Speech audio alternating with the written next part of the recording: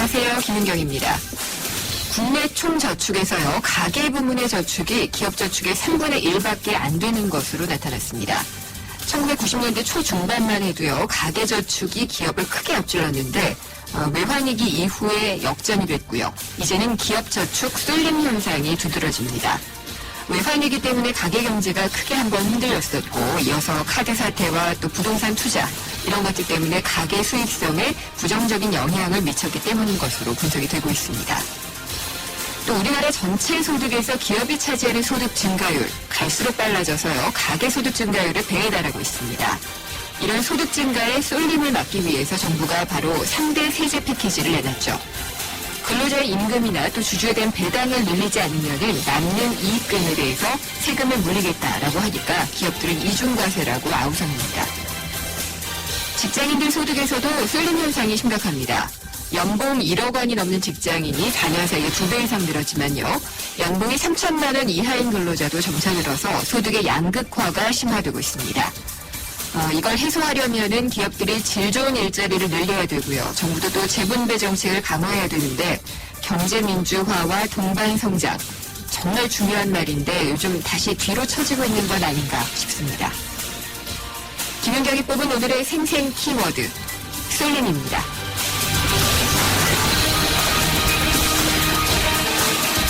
저희 신생경제가 준비한 오늘의 핫 이슈입니다. 공정거래위원회가요, 호남 고속철도 공사 입찰 과정에서 담합한 건설사들에게 4,355억 원이라는 대규모의 과징금을 부과했습니다. 이른바 빅세븐으로 불리는 국내 대형 건설사들은 거의 다 모두 담합에 합류한 것으로 알려져 있는데, 이게 어떤 식으로 담합이 이루어지는 것인지, 문제점은 어떤 것이고 앞으로 어떻게 개선할 수 있는지 잠시 후 2부에서 알아보도록 하겠습니다. 그리고 3부에서는요, 최경환 새 경제팀이 지난 24일에 발표한 경제정책, 그중에서도 관심을 받고 있는 게 세제 3대 패키지입니다. 이게 어떤 것이고 또 우리 경제에 얼마나 실효성이 있을지 전문가와 함께 진단을 해보겠습니다. 김은경의 생생경제 1부 시작합니다. 내비 따라서 가는데 왜 이렇게 막히는 거야? 답답해하지 말고 실시간 교통정보가 반영되는 올레 내비하세요. 그래! 올레 내비로 바꾸니까 막힘없이 쭉! 올레 내비? 지금 통신사 관계없이 무료로 다운받으세요. 올레.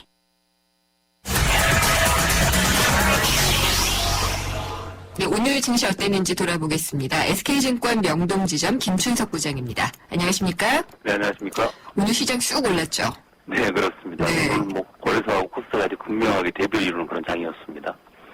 아시는 것처럼 코스피는 지금 14.96포인트로 끝났습니다. 2048.81로 끝났고요. 네. 코스닥은 마이너스 9.8포인트, 1.74%가 빠진 552.98로 끝났습니다. 거래소에서는 외국인들이 1,719억 정도로 순매수를 했고요. 기관도 1,254억을 순매수를 해서 쌍끌이가 들어왔습니다. 네. 연기금도 1,132억 정도 순매수를 했고요. 문제는 코스닥인데요. 외국인이 한 605억 정도, 그 다음에 기관이 525억 정도를 순매도를 해서 코스닥 지수를 끌어내렸고, 일반인들만 1,158억 정도 순매수를 했는데, 시장을 끌어올리기는 좀 역부족이었습니다. 네. 그래도 코스피 시장 보면은 장중에 2050선도 이게 7개월 만에 넘었나요? 네, 그렇습니다. 예, 굉장히 좀 좋은 모습을 보였던 것 같아요. 네, 그렇습니다. 오늘 종목들 보게 되면 아무래도 이제 이기 경제팀의 정책에 대한 어떤 기대감이 상당히 많이 반영된 걸로 보여지고 있습니다. 네. 아시는 것처럼 이 경제팀에서 나타난 가장 큰 변화 자체는 뭐냐면, 기업이 내부 유공을 너무 많이 갖고 있게 된다면 거기에 대한 어떤 세금을 매기겠다라는 가장 중점된 거 아니겠습니까? 거기다 또 하나가 배당소득은 금융종합과세에서 제외한다는 거가 나왔습니다. 네. 그러다 보니까 그동안에 먼저 건설주들이 움직였던 모습을 보였었는데, 오늘은 은행주와 증권주, 특히 증권주가 강하게 움직이는 모습을 보였었고요. 그다음 내부 유보금이 상당히 많은 회사들이 있죠. 예를 들어서 포스코라든가 네. 한국전력이라든가 KT 이런 것들이 움직이는 모습을 보이다 보니까 전반적으로 거래소에서 그동안 많이 빠졌던 대형주들이 움직이는 그런 모습을 보이는 장이었다, 이렇게 말씀드릴 수 있을 것 같습니다. 어떤 배당에 대한 기대감이라든지 경기 부양에 대한 기대감 이런 것들이겠군요. 네, 그렇습니다.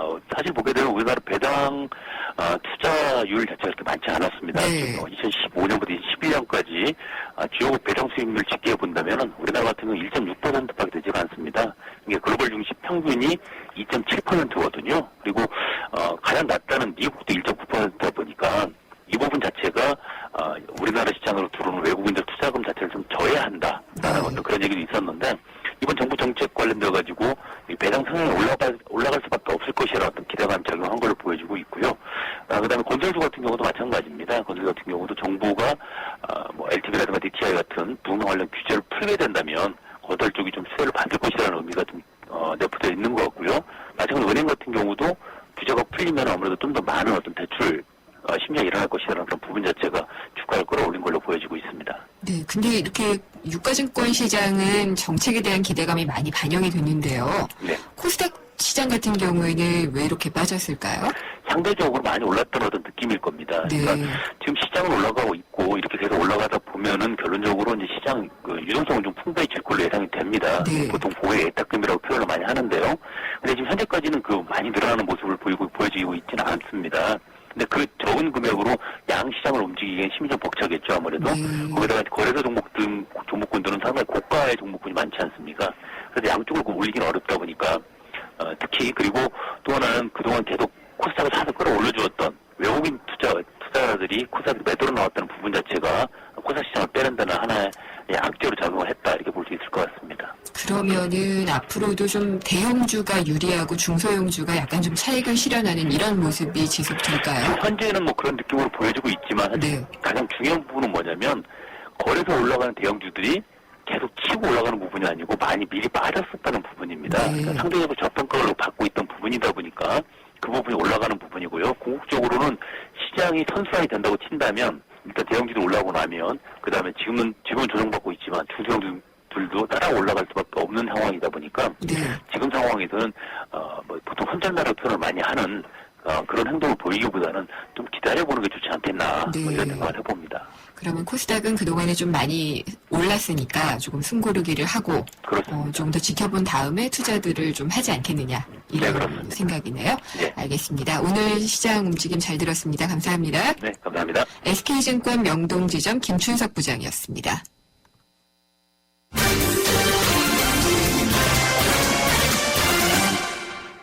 오늘의 주요 경제 뉴스 정리하겠습니다. 한국일보 이성철 부국장입니다. 안녕하십니까? 안녕하세요.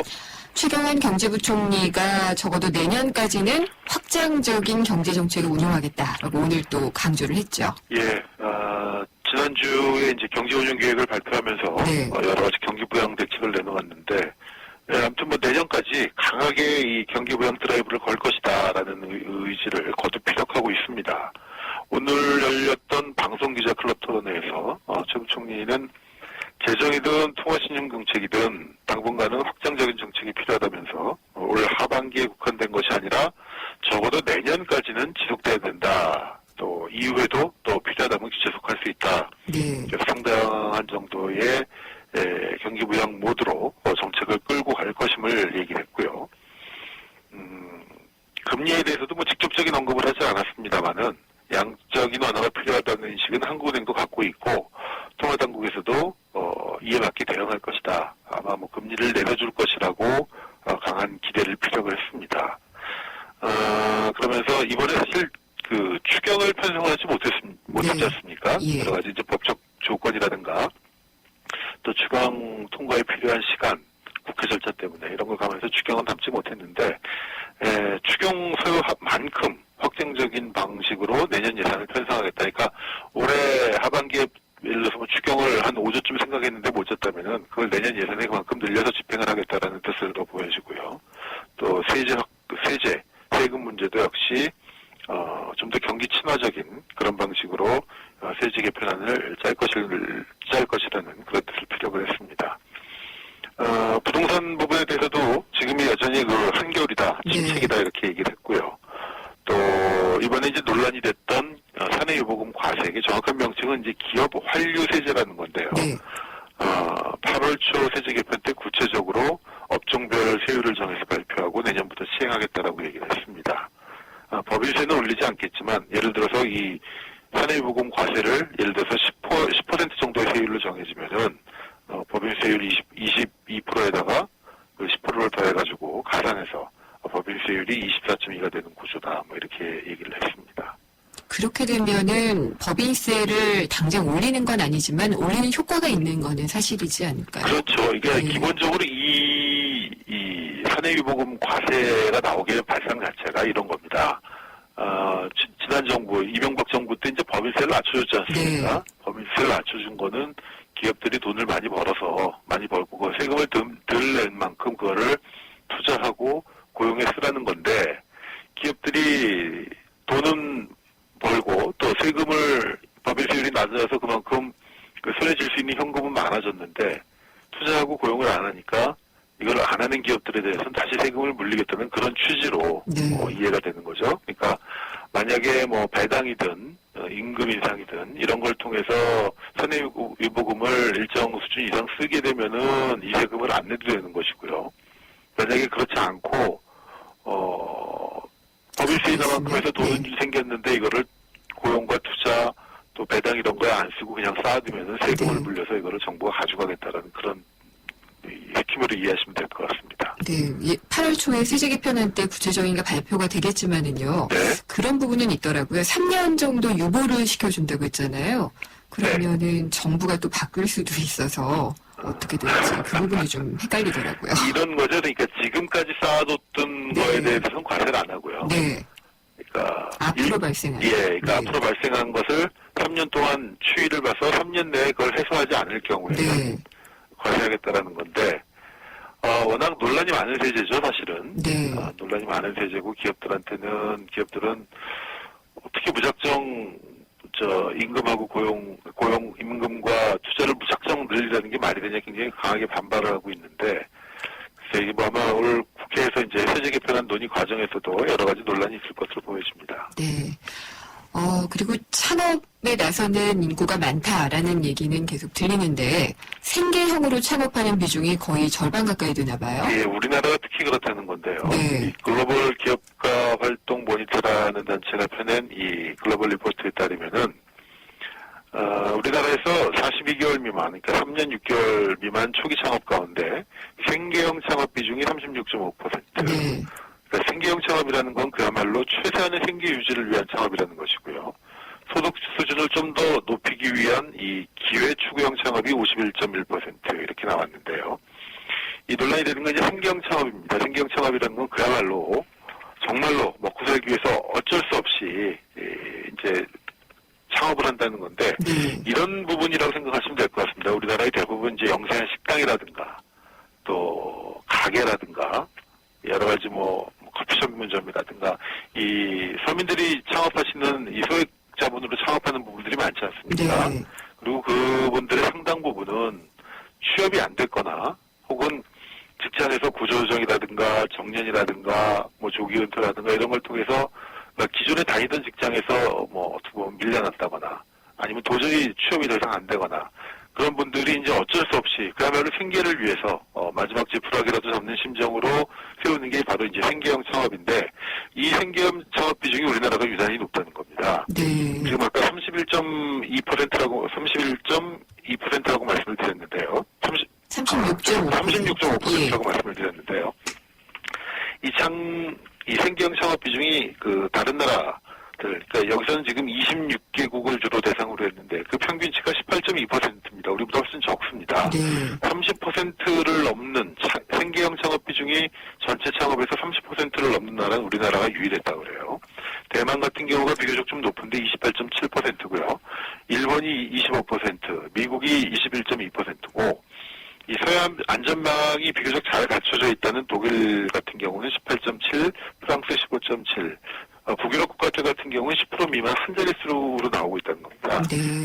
우리나라가 창조경제 모델로 삼고 있는 이스라엘도 17.4%라는 건데, 이건 돌려 말하면은 기왕에 우리나라에서 이 기존 직장에서 버티지 못하고 나오시는 분들이 그만큼 많다는 얘기고, 또 신규 취업의 기회가 그만큼 제한이 되어 있다는 얘기고, 네. 그래서 어쩔 수 없이 이 생계형 창업시장으로 몰린다는 건데, 문제는 이 생계형 창업시장 자체가 굉장히 포화 상태입니다. 네. 포화 상태여서 여기서 원하는 만큼의 그 소득을 올리기가 굉장히 어렵고, 그러다 보니까 창업 1, 2년도 안 돼가지고 결국 문을 닫는 이 소위 이른바 영세 자영업자들의 문제가 이 보고서에서도 그대로 드러나는 것 같습니다. 네.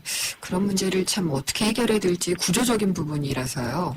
예. 대부분의 우리나라의 대책들이 이제 뭐 노동 대책들이라는 것이 이제 임금 근로자 내지는 뭐 비정규직 근로자들 위주로 되어 그렇죠. 있는데 예. 사실 정작 어려운 분들은 자영업자분들이시죠. 그 자영업자 중에서도 고소득 자영업자들 말고 네. 일반 우리가 말씀드린 식당, 세탁소, 커피 전문점, 뭐 편의점 이런 점주로 계신 분들, 이 생계형 작업이 있는 분들에 대한 좀 별도의 대책이라든가 내지는 이분들에 대한 안전망 같은 것들이 좀 마련이 되어야 되는 것이 아닌가 네. 그렇게 생각이 듭니다.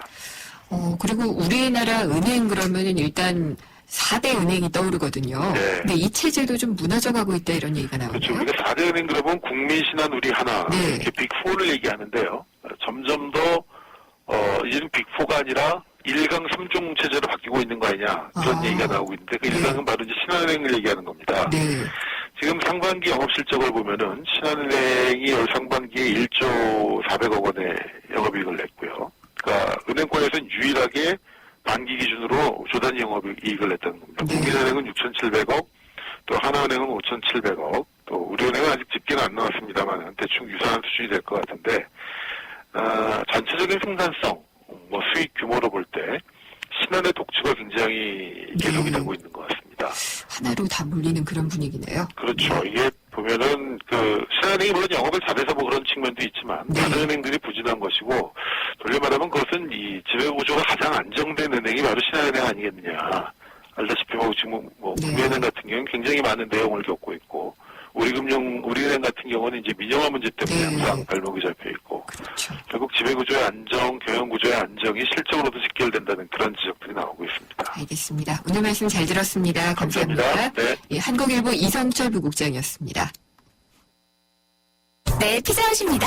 저기요, 고기 피자랑 새우 피자랑 뭐가 더 맛있어요? 둘 다 맛있습니다, 고객님. 그래도 뭐가 더 잘 나가요? 솔직하게. 둘 다 잘 나갑니다. 왜냐하면 더블 박스. 박스는 하나, 피자는 두 가지. 25,000원. 1588-5588 피자헛. 더블 박스 주세요.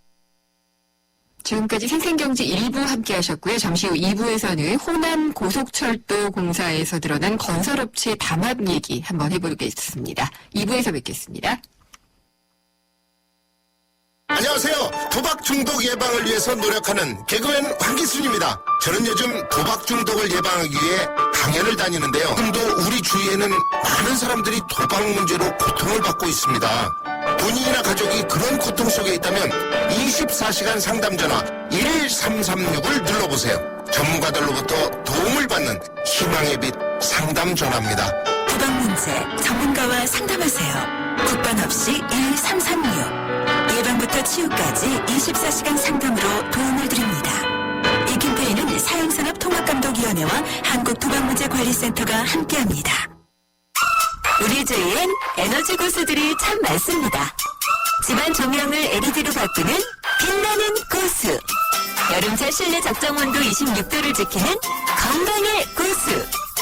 냉방할 땐 문을 꼭 닫는 센스 있는 고수. 오후 2시에서 5시 피크 시간 동안 전기 사용을 자제하는 지키는 고수. 가정에서 사무실, 상점, 사업장까지 에너지 고수가 많은 대한민국이 진짜 에너지 강국입니다. 당신은 어떤 고수인가요? 이 캠페인은 산업통상자원부와 한국석유공사, 에너지관리공단이 함께합니다. 오후에 만나는 살 만나는 경제. YTN 라디오 김윤경의 생생경제.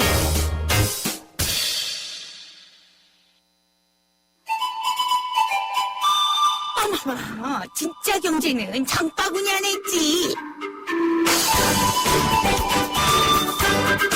발로 뛰는 생생경제가 젖은 구석구석 경제 현장. 장바구니 생생경제.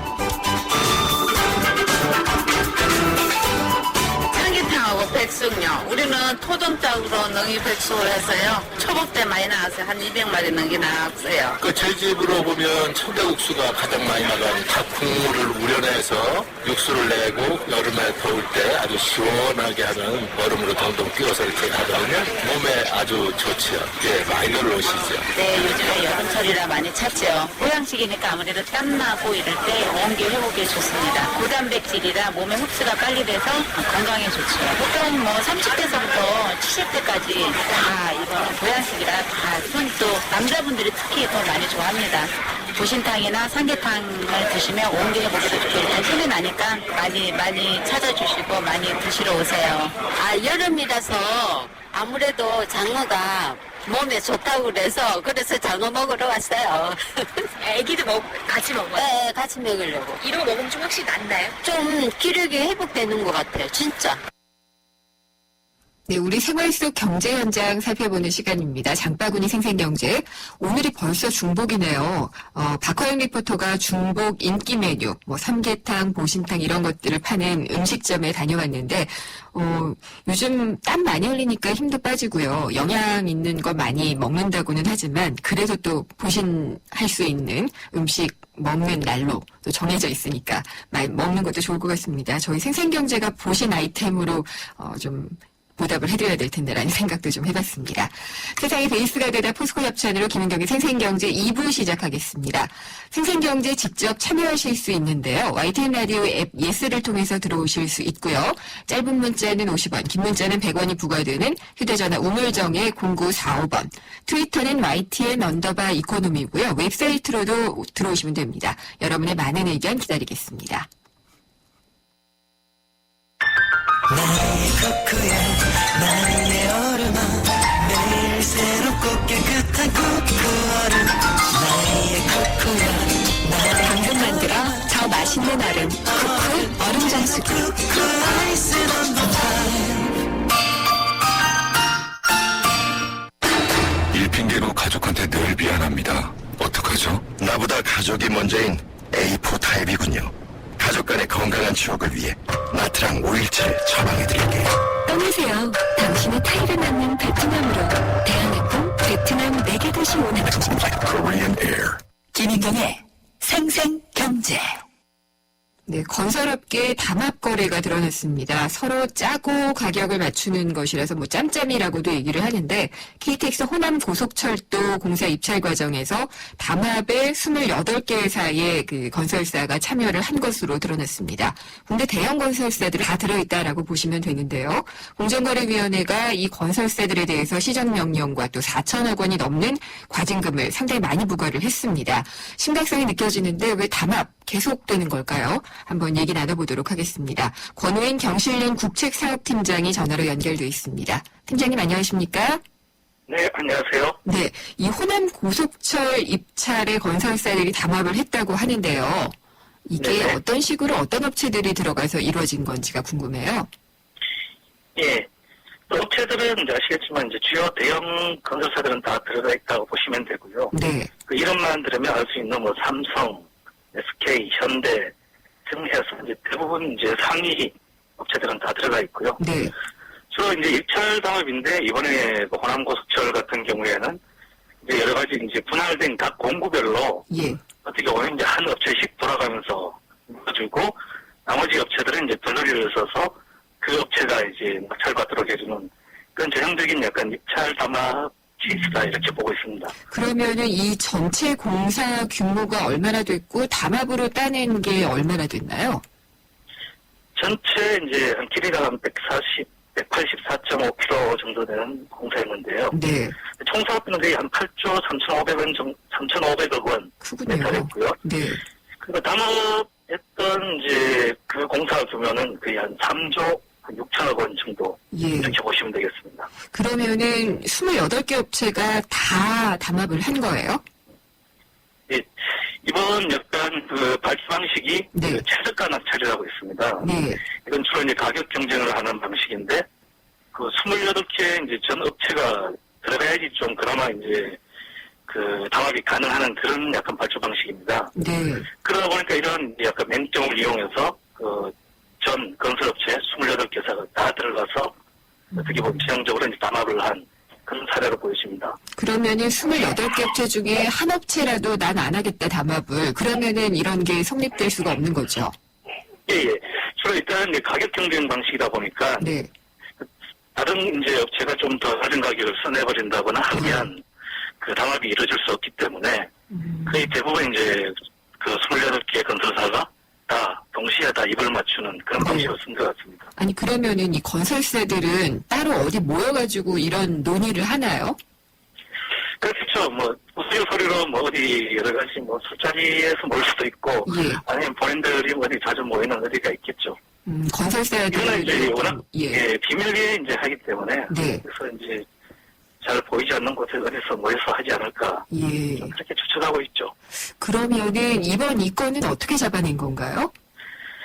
그런데 이번 건 같은 경우에는 거의 어떻게 보면 암압한 건설사의 이제 1위 업체라고 볼 수 있는 그 삼성물산이 있지 않습니까? 네. 학교에 따른 이제 삼성물산이 이제 같이 담합을 해놓고 네. 그 자진 신고를 해버리는 그런 케이스입니다. 아, 그 보통 이제 공정거래위원회에서 리니안 씨라고 부르는 그거군요. 예. 이렇게 자기가 먼저 고백을 하는 업체에게는 많은 것들을 경감해주죠. 예. 네.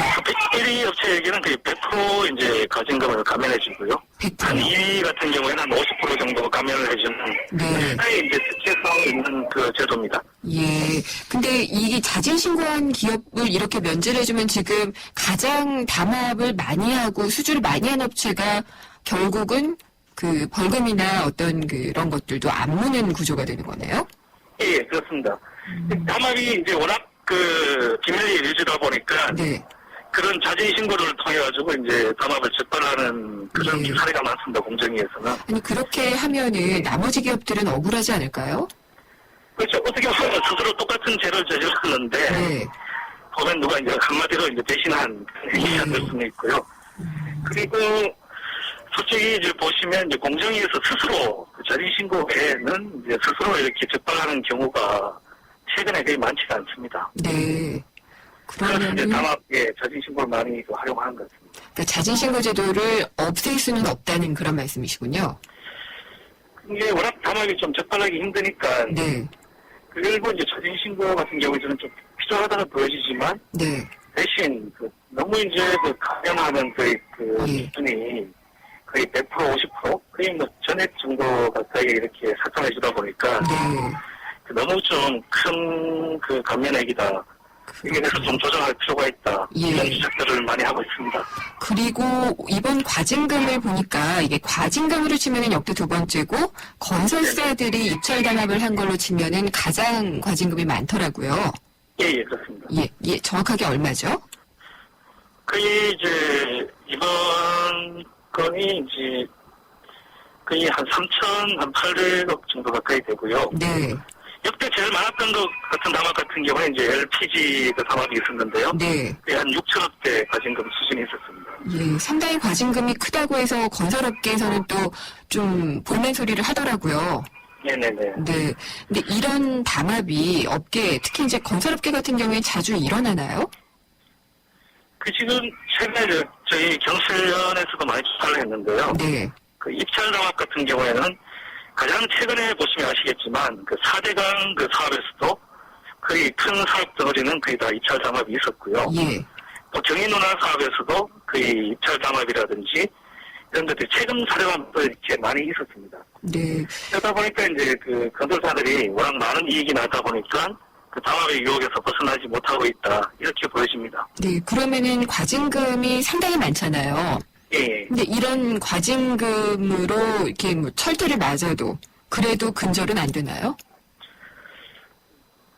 지금 현재 과징금은 어차피 이제 매출액 그 사업의 이제 매출액 대비 한 10% 이제 안으로 해서 부과됩니다. 네. 근데 실제로 이제 그 이거는 이제 최초 이제 부과액인데요. 예. 나중에 이제 감면되는 거 쳤을 때 제가 조사해 보니까 실제로 이제 부과되는 액수는 거의 매출액 대비 거의 2% 정도 수준입니다.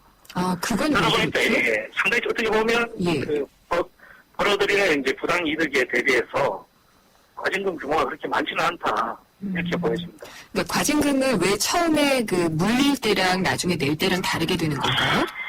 일단은 뭐 그 기업들이 이제 과징금에 대해서 이제 그 토를 제기하는 경우가 있고요. 네. 뭐 감면 요청이 그 여러 가지 그 과징금 액수에 대해서 이제 재산정 요청이라든지 예. 그리고 이제 최종적으로 또 공정위의 이제 부과 기준 중에서도 여러 가지 또 뭐 감경 사유가 발생할 경우에 네. 그리고 감면해주는 그런 기준들이 있습니다. 그렇군요. 네, 그리고 그러다 이런 보니까 이제 이게 나중에 많이 감면되는 편입니다. 국책 사업 같은 경우에 특히나 더 담합이 많은가요? 예. 그 책 사업 같은 경우에는 이제 워낙 이제 그 발주 금액이 크다 보니까 네. 약간 담합이 더 많이 발생하고 있습니다. 네. 혹시라도 뭐 건설사들이 지금 뭐 불황이다라고 얘기하는데 그런 것들도 하나의 이유로 들 수는 있나요? 그런데 최근에 이제 건설 경기가 안 좋은 건 다 이제 건설 경기뿐만 아니라 전반적인 지역 경기가 안 좋은 건 사실이고요. 네. 근데 이제 제가 이제 조사한 바에 따르면 이제 건설업이 나빠진 이유는 네. 그게 이제 해외에서 많이 적자를 봅니다. 네. 그리고 이제 최근에 있었던 여러 가지 미분양 사태라든지 이런 것 때문에 이제 적자가 누적되다 보니까 그런 건설 경기가 이제 안 좋은 상황이고요. 네. 그렇다고 이제 그 안 좋은 상황에 대해서 국민들의 세금인 군대공사에서 담합을 통해서 이제 가져간다는 것은 상당히 좀 잘못된 구조다.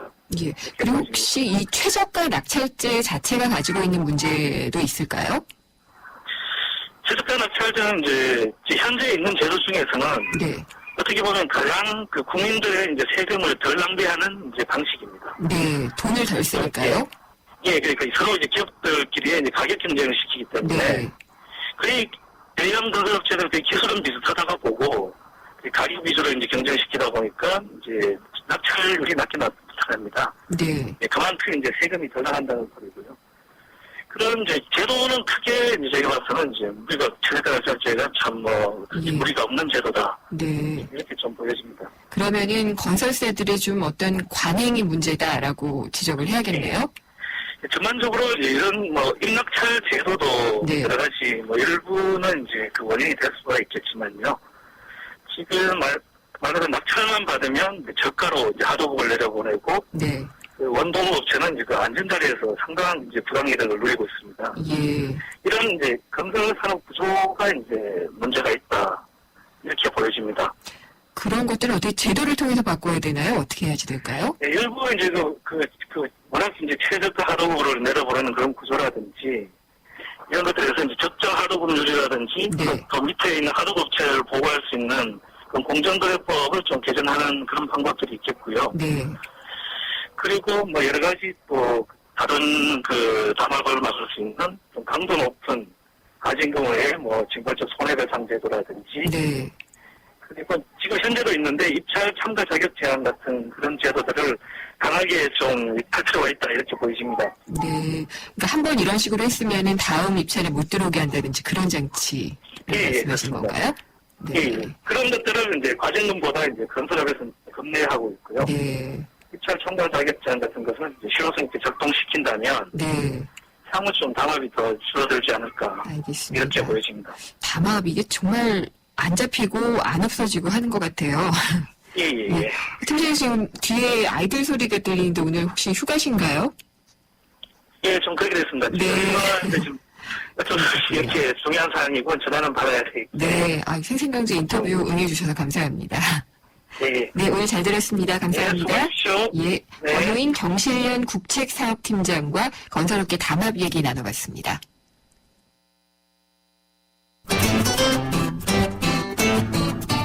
생생경제를 다양하게 만나는 방법. YTN 라디오 앱 예스와 웹사이트 김은경의 생생경제 또는 트위터 YTN_이코노미로 실시간 듣기와 다시 듣기를 하실 수 있고 방송 내용에 대한 문의와 의견을 주실 수 있습니다.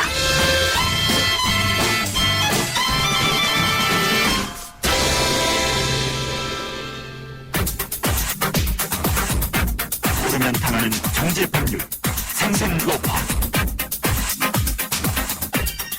본격적인 휴가철이 됐습니다. 저희 인터뷰를 휴가 중에도 해주시는 분도 있고 그렇네요. 오늘은 휴가철에 발생할 수 있는 법률 문제와 관련된 내용을 한번 살펴볼까 합니다. 법무법인 한별의 안병환 변호사 연결하겠습니다. 안녕하십니까? 네, 안녕하세요. 네. 오늘 그러면은 휴가철에 발생할 수 있는 법률 문제라고 하셨는데 어떤 사안들이 있을까요? 네, 먼저 국내 여행만큼이나 여름 휴가로 그 해외 여행 떠나시는 분들 참 많죠. 네. 그 해외 여행의 경우에는 대부분 그 여행사를 통해서 여행 준비가 이루어지는 것이 보통인데요. 특히 여름 휴가철에는 상대적으로 저렴한 패키지 상품이라고 하죠. 이런 네. 것들을 찾아볼 수 있겠죠. 이 경우 소비자의 잘못과는 무관하게 그 여행사라든지 항공권 예약 등의 문제로 이미 뭐 예약해두었던 여행 상품이 일방적으로 취소된다거나 아니면 변경이 되는 경우가 생길 수 있습니다. 네. 이와 관련된 내용에 대해서 먼저 소개를 드리고자 합니다. 그러면은 이제 일단 여행을 가겠다. 패키지 상품을 계약을 했는데요. 네. 여행사에서 일방적으로 계약을 취소가 됐다고 알려주거나 변경하거나 네. 이렇게 되면은 사실 개인으로서는 이거 어떻게 할 수가 없거든요. 그렇죠. 이런 분쟁에서 법원은 그럼 어떤 판단을 내려줬는지를 보면 좋을 것 같아요. 네, 당연히 상식선에서 살펴보면 계약이 체결된 상황에서는 네. 일정한 요건하에 적법하게 계약이 해지되지 않는 한 계약 당사자 쌍방은 각자의 의무를 다해야 되는 겁니다. 말이 어려운데 뭐 어떤 말인가요? 네. 특히 여행사 측의 일방적인 사정으로 예. 계약이 함부로 변경되거나 취소되는 경우에는 정당한 사유가 없는 한 이것은 기본적으로 계약을 위반한 채무불이행의 문제에 해당하겠고요. 이런 경우에는 손해배상 청구가 가능하다는 법원의 판단입니다. 네. 그리고 대부분 재산상의 배상보다는 정신적 고통에 따른 위자료의 지급과 같은 내용으로 권리 행사를 하실 수가 있겠습니다. 위자료도 받고 그러면은 취소가 된 여행 상품에 대한 계약비도 뭐 돌려받을 수가 있는 거겠죠? 네, 물론입니다. 특히 이용자가 예약을 하면서 계약금을 따로 지급하지 않은 경우일지라도요. 네. 정당한 사유가 없으면 여행 상품을 함부로 취소하거나 변경할 수가 없고요. 이런 잘못이 있다면 계약금 지급 여부를 불문하고 그 여행사 측이 별도의 위자료를 지급해야 된다라는 판결이 다수 있었죠. 네. 법원은 주로 그 위자료 책임의 근거로 계획한 해외 여행을 가지 못하게 된 것 자체가 크나큰 정신적 고통이다 이런 부분을 주로 언급했었죠. 대략 어느 정도나 위자료를 받게 되나요? 평균적인 수준으로 보면 1인당 약 80여만 원에서 100만 원 정도 사이라고 생각해 볼 수는 있겠습니다. 네. 그 소가를 기준으로는 소액 사건에 해당할 텐데요. 하지만 그 위자료의 경우에는 그 피해 액수를 정확하게 당사자가 미리 산정하는 것은 아니고요. 네. 그 법원이 여러 사정을 참작해서 판단하기 때문에 이 정신적 피해가 컸다. 오랫동안 준비해왔던 여행이다. 뭐 이런 점을 입증하시면 네. 될 것 같습니다. 그러면은 그렇게 그 소명하는 것은 어떤 절차로 어떤 식으로 하면 되나요? 네, 우선 계약이 체결된 사실을 입증할 수 있는 계약서라든지 예약 증서, 기타 그 형식을 불문하고 묻지 않고 예약된 내용을 확인할 수 있는 자료를 확보해 두시는 것이 우선이고요. 네. 그리고 이와 관련된 약관이 있습니다. 일종의 계약서 다른 글씨로 된 그런 계약서가 보통일 텐데요. 이런 여행 약관이 있다면 이것을 첨부하시는 것이 좋겠고요. 네. 그리고 상대방의 계약 위반 사실이라든지 일방적인 계약 취소 통보를 받았다 이런 부분도 상대방이 발뺌을 할 수 있기 때문에 이것을 자료를 미리미리 확보해 두시면 좋을 것 같고요. 네. 원만한 합의가 우선이겠죠, 물론. 그러나 이것이 합의가 이루어지지 않으면 결국에는 정식의 소송을 통해서 위자료 지급을 구하는 손해배상 청구 소송을 제기하셔야 될 것입니다. 예, 또 휴가철에 많이 발생하는 법률 문제 어떤 게 있을까요?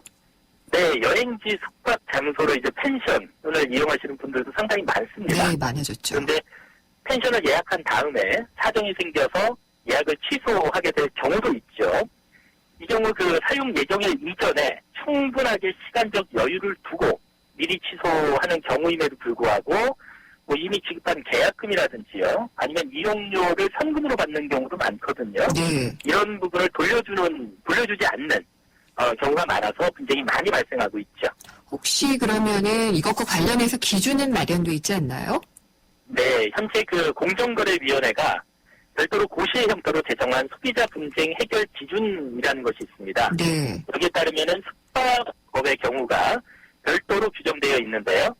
현행 소비자 분쟁 해결 기준의 숙박업 규정에 따르면 사용하기로 한 그 예정일로부터 10일 전, 7일 전, 5일 전, 3일 전, 그리고 당일을 포함한 하루 전 그 취소일에 따라서 전액을 돌려받을 수 있는 경우부터 심지어는 당일에 그 취소를 하더라도 20%를 돌려받을 수 있도록 이렇게 규정을 하고 있습니다. 네. 이런 내용은 공정거래위원회의 인터넷 홈페이지에서 그 소관 법령 페이지 소비자 분야를 살펴보시면 얼마든지 쉽게 이것을 확인하실 수 있고요.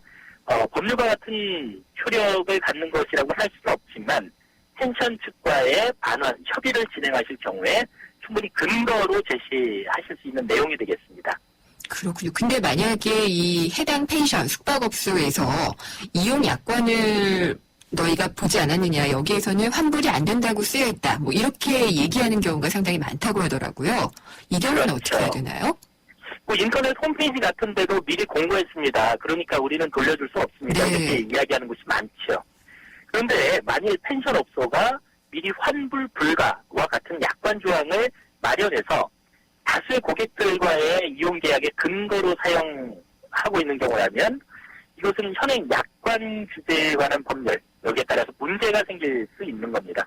그래서 약관 규제에 관한 법률에서는 고객에 대해서 만일 부당하게 과중한 지연 손해금 등의 손해배상 의무를 함부로 부담시키는 약관 조항이 있다면 네. 이것은 무효로 하겠다라고 규정을 하고 있습니다. 그러니까 펜션 업소가 미리 환불 불가를 정해놨고 이것을 고지했다라고 주장할지라도 환불을 해줘야 되는 의무에는 변함이 없다. 네. 이렇게 이해하시면 될 것 같습니다. 숙박업소가 임의로 이런 규정을 만들어서 함부로 고객에게 손해배상을 청구하거나 할 수 없다라는 그런 말씀이시네요.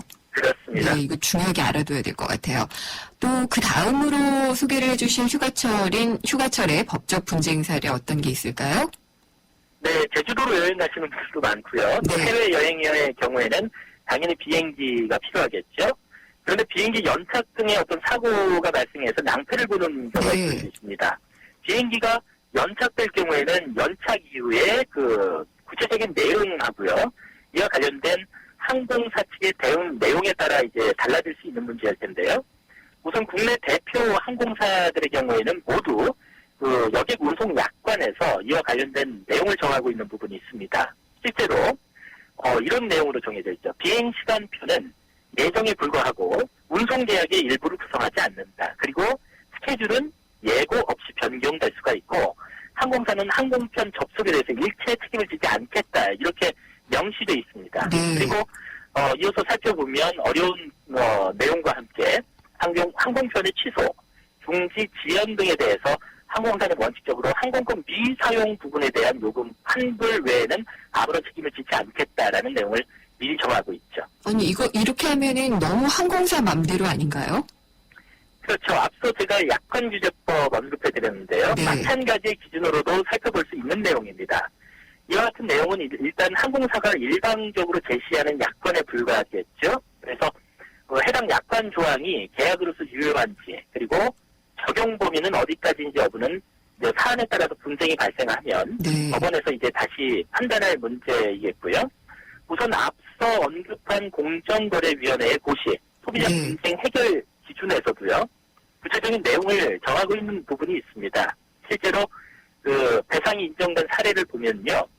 그 실제 분쟁 사례에서 원고가 국내 여행을 위해서 항공권을 구입했지만 출발일 바로 전날 밤에 네. 항공기 수리 작업이 진행된 상황에서 언제 수리가 완료될지 불확실한 상황에도 불구하고 항공사가 별다른 조치 없이 예. 승객의 탑승 절차까지 그냥 진행을 해버렸습니다.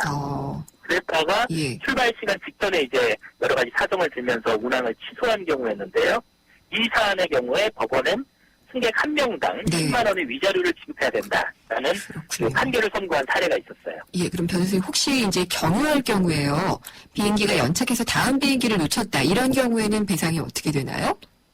무조건 연착이라고 해서 배상을 이제 무조건 부담시키지는 않습니다만은 네. 방금 소개해드린 사안은 뭐냐면 이제 항공사가 충분히 어떤 계획과 관련해서 공항에 나오는 사람이라든지 기다리는 네. 그 시간은 굉장히 소중한 시간들이잖아요. 그렇죠. 근데 본인이 정확하게 계획을 지키지 못할 것임을 알면서도 함부로 탑승 절차까지 밟아놓고 나중에 취소하면 이제 안 된다 이런 취지이겠고요. 네. 뭐 부득이하게 기상 상황의 악화라든지 뭐 여러 가지 알겠습니다. 안전상의 여러 가지 문제로 예. 연착이 될 경우에는 그 경우엔 불가항력적인 네. 것이기 때문에 따로 손해를 묻기에는 조금 어려울 수 있습니다. 알겠습니다. 잘 알아둬야겠습니다. 오늘 말씀 감사합니다.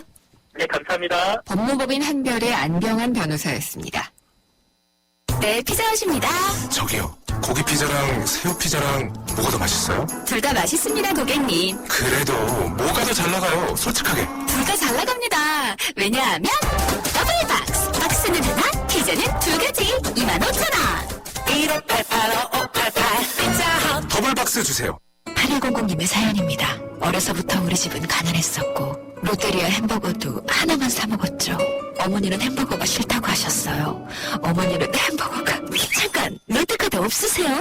평일에 롯데카드로 롯데리아 핫 크리스피 버거 구매 시 하나 더. 역시 롯데카드 7월 31일까지 자세한 사항은 홈페이지 참조. 내비 따라서 가는데 왜 이렇게 막히는 거야? 답답해하지 말고 실시간 교통정보가 반영되는 올레 내비하세요. 그래! 올레 내비로 바꾸니까 막힘없이 쭉! 올레 내비? 지금 통신사 관계없이 무료로 다운받으세요. 올레. 생생경제는 4시 뉴스 듣고 3부로 돌아오겠습니다.